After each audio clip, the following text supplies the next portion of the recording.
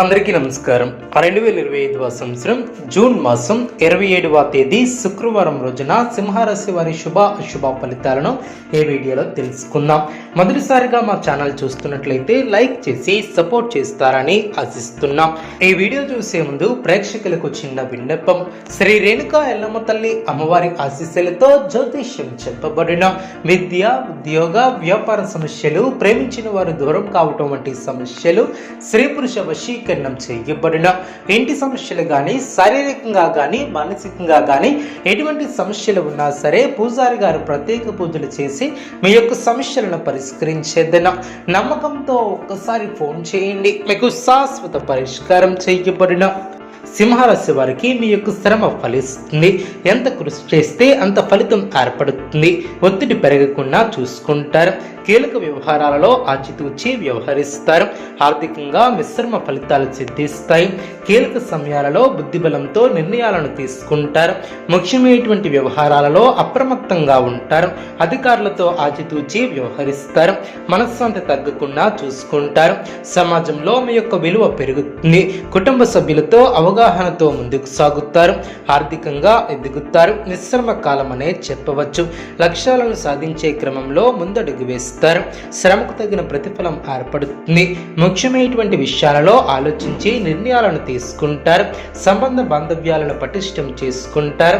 చేపట్టినటువంటి పనిలో ఆటంకాలు తొలగున అవసరానికి ధనం లభిస్తుంది. వృధా ప్రయాణాలు చేయకుండా జాగ్రత్త వహిస్తారు.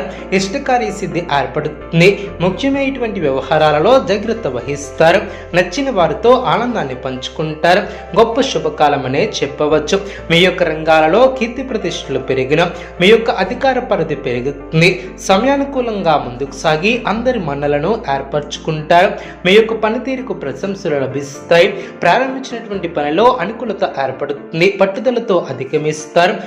అదేవిధంగా కొన్ని ముఖ్యమైనటువంటి నిర్ణయాలను తీసుకుంటారు. పట్టుదలతో పనిచేస్తారు. కార్యసిద్ధి ఏర్పడుతుంది. వ్యాపారాన్ని విస్తరిస్తారు. అనుకున్న దాన్ని సాధిస్తారు. ముఖ్యమైనటువంటి విషయాల్లో ఆలోచనకు పదును పెడతారు. ఆనందంగా ముందుకు సాగుతారు.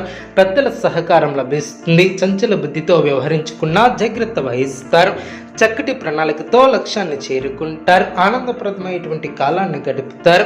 మీ యొక్క రంగాలలో గొప్ప శుభ ఫలితాలు అందిన బంధుమిత్రులతో సంతోషంగా గడుపుతారు. విశేషమైనటువంటి కృషితో అనుకున్న దాన్ని సాధిస్తారు. స్వస్థాన ప్రాప్తి కలదు. కీలక విషయాలలో మనోధైర్యంతో ముందుకు సాగితే ఉత్తమ ఫలితాలు సిద్ధిస్తాయి. మధ్యమ ఫలితాలు సిద్ధిస్తాయి. ఆర్థికంగా ఎదుగుతారు. నూతన ఆలోచనలతో మంచి కార్యక్రమాలను ప్రారంభిస్తారు. అధికారుల వలన మేలు చేకూరుతుంది. బంధుమిత్రులతో ఆనందంగా గడుపుతారు. మనోభిష్టం నెరవేరుతుంది. గృహమున నూతన కార్యక్రమాలను ప్రారంభిస్తారు. రాజకీయ వర్గాల వారికి అనుకూలత ఏర్పడుతుంది. నూతన వాహన యోగం ఏర్పడిన సమాజంలో పలుకుబడి పెరుగుతుంది. అదేవిధంగా స్థిరాస్తి కొనుగోలు ఆటంకాల తొలగున ఉద్యోగాలలో పదోన్నతులు పెరిగిన కుటుంబ సభ్యులతో అనుకూలత ఏర్పడుతుంది.